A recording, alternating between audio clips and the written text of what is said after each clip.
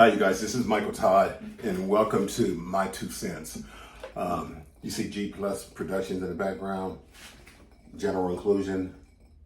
Get in where you fit in. It ain't no LGBTQ and all that other kind. It's just G Plus, and it stands for general inclusion. Everybody is invited. It's general inclusion. G Plus, period. Okay, let's get right to it. Years ago, when I was living in Columbus, Ohio, I just moved back there from San Francisco, living in San Francisco 25 years. I decided that I wanted to reinvent myself. So I became the executive director of the Columbus Black Gay and Lesbian Pride. We had our first Pride in Columbus. And then I decided that I wanted to do some acting in Columbus. And so what I did, I joined a community theater and I performed in Black Nativity. And while I was in that play, I met an individual who used to work for Tyler Perry.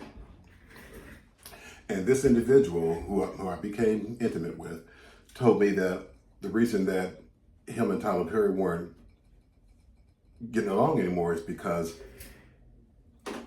after working for Tyler Perry, the actors, evidently, they had other jobs that they had to, other duties they had to do, during the week or what have you and stuff. And this individual worked in the box office, and he ended up stealing I guess about $15,000 out of the box office. And he became so paranoid because he had a substance abuse problem, and it was an issue. It was a big issue for him, and he didn't know how to handle it and how to go get treatment for it, none of that stuff. And so what he did, he decided that he was going to take that money, he was going to go out, and he was going to, have a night on the town.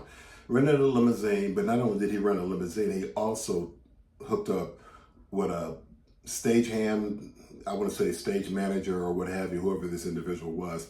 He was the boyfriend, allegedly boyfriend of Tyler Perry, and he worked backstage. And they were, doing this play. I think it was Family Reunion. And so they got together, got a limousine, went shopping, bought a bunch of cocaine, and just, did what grown folks do. They freaked and tweet. And so Tyler Perry evidently had been calling him all that evening or afternoon or whatever and said, listen, I know what you did. I just need you to get back here. We need you for the show. We can discuss that money issue later on. I'm not concerned about that. I need you for the show. I need you to come back here, And then this person was so afraid to return because Tyler Perry was known for people who did him wrong, who did issues like that. As soon as they returned in front of him, Tyler Perry would call the police and have them arrested. And so he didn't want to get arrested, so he didn't return. He just went home and never worked for Tyler Perry again. Never did anything. Never even really talked about Tyler Perry. Now, what he did do, he went on to perform for Sunday's Best. He's a hell of a good singer. His big mistake on Sunday's Best was Kim Burrell was on Sunday's Best and Donnie McClurkin. Donnie McClurkin was one of the first individuals that I did a video on probably back in 2007 about him being homophobic towards some youth. And I just felt compelled to say something about it as a minister. And so I told him when he went on Sunday's Best, I was like, when you get ready to go on Sunday's Best, they're going to pull your background up and they're going to find out, who you work for, and they're going to look at your videos online and see, how good you are and, just what you might have posted in social media. He told me, I don't think they're going to. I said, oh, yes, they will. I said, they're going to. I said, trust me, Donnie McClurkin is going to look at your YouTube videos and he's going to see that I made a YouTube video for you, and he's going to see my name.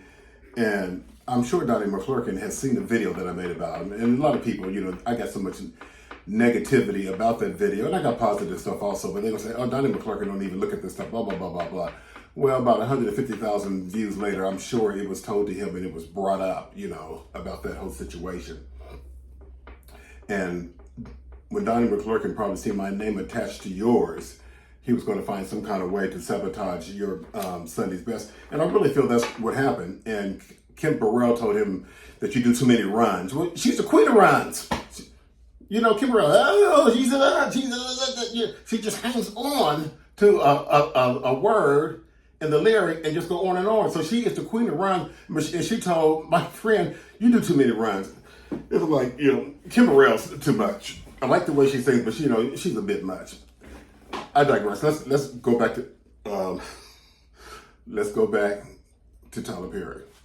And so after all that stuff happened, he refused to even attempt to pay Tyler Perry some of his money back. I was like, you're going to need Tyler Perry before he needs you. I mean, seriously, why don't you just make an effort to start paying some of the money back? Even if he says no, just send the money in. And he never did it, Now, my whole thing, gay men have a tendency to touch each other, feel on each other, and just do inappropriate stuff to each other sometimes, I'm 67 years old. I live in a retirement community. It's happened to me at least 3 times. And when it's happened to me, I'm not trying to get them arrested or anything. I'm just like, keep your hands off me, stop, And sometimes you laugh it off and sometimes it's like, oh, not again, But anyway, it happens. And so for that young man to say that, Tyler Perry invited him to his house and he got drunk and he touched him and he tried to pull his pants down and all that stuff, I kind of believe it because I'm going on the side that Tyler Perry is gay and he's in the closet. And my whole situation, when it comes to that, Tyler Perry, we love you regardless of whether you're trans, them, they, I, whoever, The bottom line is, nobody's paying your bills but you. That's how I look at it. I'm not concerned about what somebody think about me. You're not paying my bills. As long as you keep your hands to yourself, we okay. You can say what you want to. And as far as me dealing with a bunch of comments about a bunch of negativity and all that other kind of drama, I can turn my comments off. I ain't got to hear SHIT, what you say. Really. So you think it's going to affect me by you responding saying, well, you got a lot of nerve coming on that, trying to out Tyler. Listen, everybody who probably knows Tyler Perry probably knows his business. Whether he doesn't want to come out to the world, that's his business. But people already got to, let's put it this way. People already think what they think. People already think they know what they know. And some people who do know, the bottom line, who cares? Nobody really cares. But in order to live free and not worried about what somebody say about you and who you are, who you sleep with, give it dust. You're doing your thing. I'm proud of the fact that this man pulled himself from under the bootstraps and came up out the street and became this billionaire and is doing what he's doing, paying our actors what they deserve to be paid. I don't dislike him. I enjoy his movies and I'll continue to watch his movies. I'm saying, Tyler, I just want you to hear this. Stop getting caught up in traps. Everybody gets caught up in traps. When you deal with these young boys, these young girls, these young men, these young women, even the rappers and the football players, you see something cute and fine and and I know it pretty much takes a 10 to pull a 10. And if you ain't no 10 and you running around with a 10 and you're a 3, you already know you're paying for it. You got to do something for it. And that person ain't with you because of the fact that they just really love you. Some people seek out companionship and that's fine. Companionship is okay.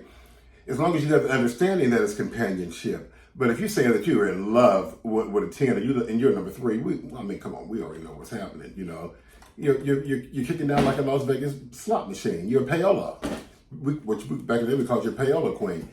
And I just want you to live a better life and to be more successful in what you do. But stop getting caught up in these traps.